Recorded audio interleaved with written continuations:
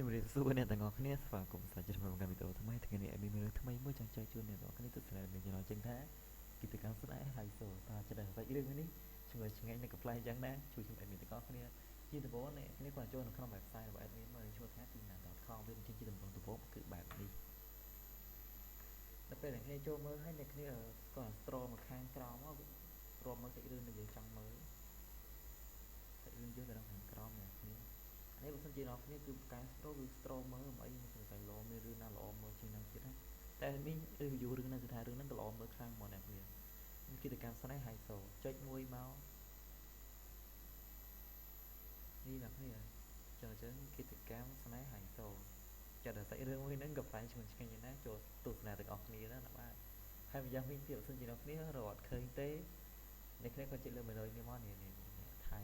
វាចេញរងឥឡូវឯមានប្រាប់ពីដំបងមកអត់ថាវាចេញជាទម្រង់ដំបងបែបនេះជាលើមេនុយថៃមកដើម្បីជាសាច់រឿងរបស់ប្រទេសថៃគាត់ scroll មកខាងក្រោមមកយើងនឹងឃើញរឿងមួយនេះចំណងជើងថាគិតកម្មស្នេហ៍ហៃសូចុចមួយមកវានឹងឃើញអេពីសូតទី1អេពីសូតទី21បញ្ចប់ហើយម្យ៉ាងវិញទៀតបងអើយខ្ញុំបបាក់រយខ្ជិលរយមិនដឹងតរឿងណានៅចិត្តប្រឡងចំណោះពីម៉ានអីពីម៉ានផងតកុំបាក់ចិត្តឯមានប្រាប់បងប្អូនអ្នកគ្នាគាត់ទៅចូលនេះមកវាយឈ្មោះមកគឺចំណងជើងវាយជាស៊ីងខ្មែរក៏អាចវាចេញឲ្យអ្នកគ្នាគិតកម្មស្នេហ៍ហៃសូចុចមួយមកវានឹងឃើញអ្នកគ្នាហើយម្យ៉ាងវិញទៀតបង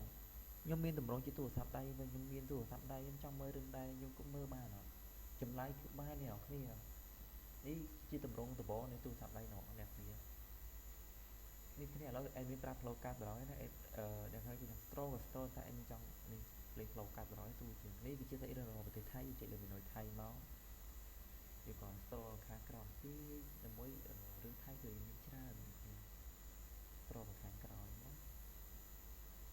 កឃើញអ្នកគ្នានេះគិតកម្មស្នេហ៍ហៃសូហើយយើងក៏អាចនេះយើងក៏អាចធ្វើឈ្មោះយើងបានគាត់ឲ្យវាយពាក្យនេះមិនវាយពេញក៏បានដែរមើលវាយនេះពីនេះវាចេញឲ្យអ្នកគ្នាឥឡូវអត់ជឿមានឥឡូវមានតែវាយពាក់កណ្ដាល